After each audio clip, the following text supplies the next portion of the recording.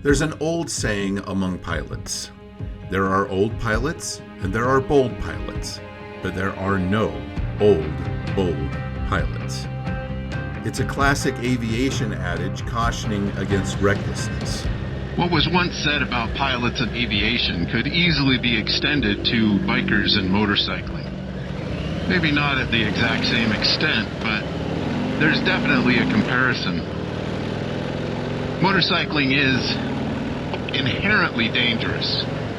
And I used to go as close as I thought I could. And they said they gave a distance of several yards, but I tried to close a little closer and give it all it had for about 2 or 3 seconds. That's all it's needed.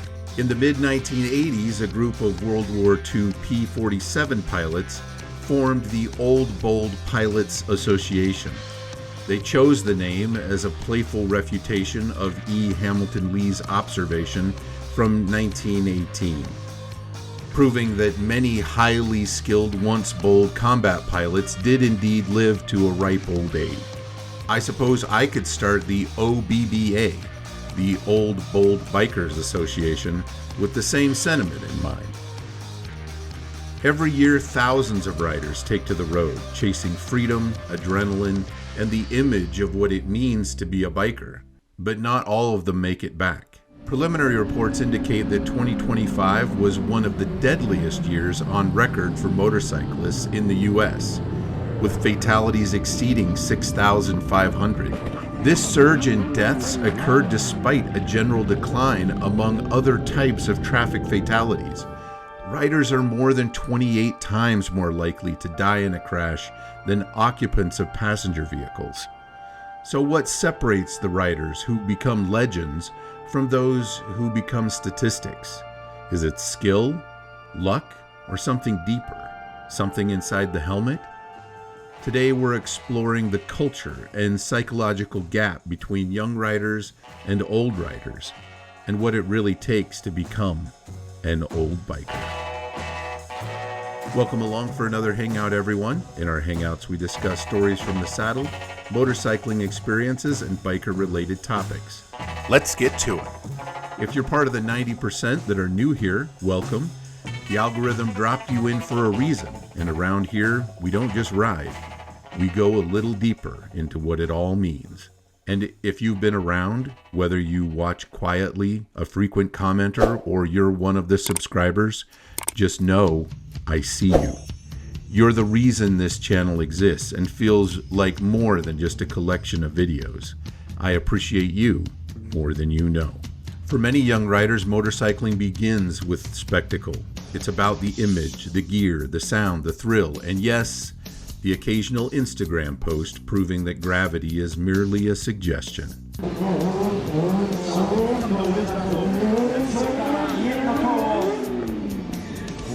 Old riders, on the other hand, tend to shift their focus.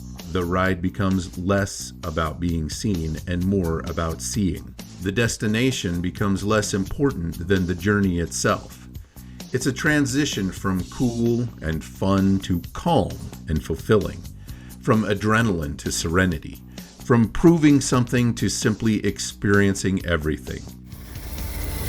Cold out here. I know it's cold, man. Just suck it up. We're almost there. Just think about where we are. I'd rather be here than anywhere else. If you listen closely at a gathering of seasoned riders, you'll notice something interesting. They rarely talk about how fast they went. Instead, they talk about where they've been and who they met along the way. Motorcycling is inherently risky. A significant portion of crashes involve other vehicles, often because a driver violates the rider's right-of-way. Yet, about 35% of crashes are single vehicle accidents, where it's simply the rider versus the road. Add that to the sobering reality that approximately 26% of fatal crashes involve alcohol or other substances, and around 36% involve speeding. These aren't just numbers, they're indicators of behavior. Increasingly, while many riders are self-taught, those who pursue formal training consistently demonstrate safer riding habits. Experience alone doesn't guarantee safety. It's the mindset, that shapes how the experience is applied. Younger riders often approach motorcycling with a sense of invincibility. Neurologically, the human brain, particularly the prefrontal cortex responsible for risk assessment, continues developing into the mid-20s. This can manifest as thrill-seeking behavior, overconfidence, and a tendency to underestimate risks. On the road, it often translates to higher speeds, aggressive maneuvers, and a fixation on the immediate moment rather than the broader environment. Visually, novice riders tend to exhibit tunnel vision. Their scanning patterns are narrow and reactive, making them more susceptible to surprise hazards. In short, they're often riding in the moment, while experienced riders are riding in the future. Old riders, those who have accumulated not just miles, but wisdom, approach motorcycling differently.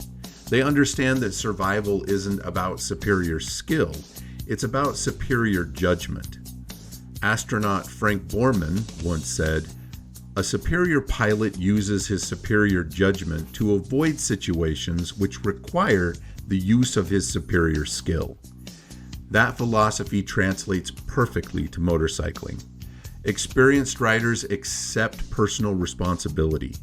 When something goes wrong, or almost goes wrong, their first instinct isn't to blame the driver. Instead, they ask, "What could I have done differently?"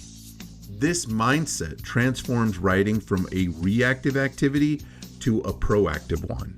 They are rarely surprised because they are constantly anticipating what might happen next. The numbers of my pack have been influenced by those dangers, sometimes in accidents leading to injury, and in the worst case, even death. It comes along as a fact when it comes to the choice of riding a motorcycle. There's no way to avoid it. There are things that we can do to mitigate it, but total evasion is really not an option. We have to consider the risks for ourselves and determine whether or not it's worth it. That being the case, it's a little bit interesting that there is a divide in the motorcycle culture, and the divide is kind of deep. The gulf between new riders and old riders, the way they approach motorcycling, the way they think about motorcycling, even the way that they ride, is very different. The types of bikes they select, who they ride with, where they go, and what they do. Even sometimes there's animosity between that divide, between the young rider and the old rider. I think that we can bridge that divide a little bit by understanding what it is that creates the divide. I wasn't always an old biker. I didn't start this way. I started as a young rider, like everyone else. But to get to this point, it doesn't happen by doing nothing. I don't think that if I continue to ride the same way I did when I was a young rider, I would still be riding as an old rider. Central to this proactive approach is the Motorcycle Safety Foundation's S.E.E. strategy: search, evaluate, execute. Search. Continuously scan the environment, looking far ahead and to the periphery. Evaluate. Anticipate potential hazards and predict how situations may evolve. Execute. Take smooth, deliberate action to maintain safety. Complementing this is the 12-second rule, maintaining a visual lead time that allows riders to anticipate and respond to hazards well before they become immediate threats. Where novice riders react, experienced riders prepare. They're not just riding the road beneath their tires, they're mentally riding the road far ahead. Another defining characteristic of seasoned riders is their strategic use of lane positioning. Rather than passively occupying the center of a lane, they actively adjust their position to maximize visibility and create escape routes. By doing this, they enhance their sight lines, increase their conspicuity to other drivers, and maintain options should conditions change unexpectedly. An older rider is rarely trapped. There is always an exit strategy, an open space, a safe maneuver, a path away from danger. Because when trouble arises, a motorcycle upright on its tires is far more capable of evasion than one sliding along the pavement. I'll be the first to admit that I didn't start out as the calm, composed rider you see today. In the early days, I was chasing the spectacle, the thrill, the excitement, the validation that came with it. But over time, something shifted. The ride became less about proving myself and more about understanding myself. I discovered that true confidence isn't loud or aggressive, it's quiet, steady, and enduring. The transition wasn't about losing the fun, it was about redefining it. Instead of chasing adrenaline, I began to appreciate the rhythm of the road, the connection to the environment, and the camaraderie of the riding community. In many ways, I stopped trying to be seen and started to learn how to truly see. If you like this sort of thing and would like to support the channel, the best way to do that right now is to click the subscribe button. So does taking fewer risks mean sacrificing enjoyment? Absolutely not. If anything, the joy of riding deepens with experience. The thrill of survival is replaced with the satisfaction of mastery. The fleeting excitement of speed gives way to the enduring pleasure of exploration and connection. Old riders don't ride less passionately, they ride more intentionally. And there's something profoundly satisfying about knowing that the best rides of your life are still ahead of you, not behind you. After all, the ultimate goal isn't just to ride fast, it's to ride long enough to tell the stories. I'm not arguing that there's a right way and a wrong way to ride, or that there's a good way and a bad way, or even a better way. Everybody should ride their own ride. Do what it is that you feel comfortable doing. Ride how you feel like riding.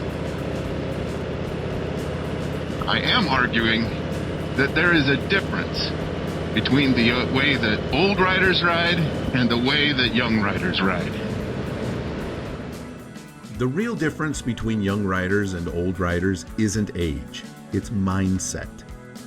One chases the moment, the other cultivates the journey. One seeks validation, the other seeks understanding. If you're a newer rider, consider what it takes to become an old rider. Invest in formal training, seek mentorship from experienced motorcyclists, and engage with the riding community. These steps don't diminish the excitement of motorcycling, they ensure that it lasts a lifetime. Because at the end, the true measure of a rider isn't how fast they go or how daring they appear. It's whether they can continue to ride year after year with wisdom, purpose, and joy. Ride smart, ride aware, and most importantly, ride long enough to become a legend. After all, anyone can twist a throttle. It takes real skill to still be twisting it decades later.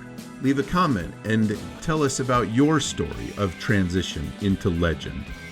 The wisdom of old riders is subtle and leads to intentional practices that help us evade threats.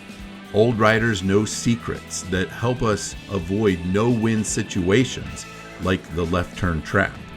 Coming up, I'll share practical strategies you can use to anticipate and avoid danger. Whether you're a seasoned motorcyclist or new to the road, these insights can make the difference between a close call and a crash. If you would like to expand your understanding, stick around and hang out a while longer by clicking this video. If you'd rather get out there on the road, this video is for you.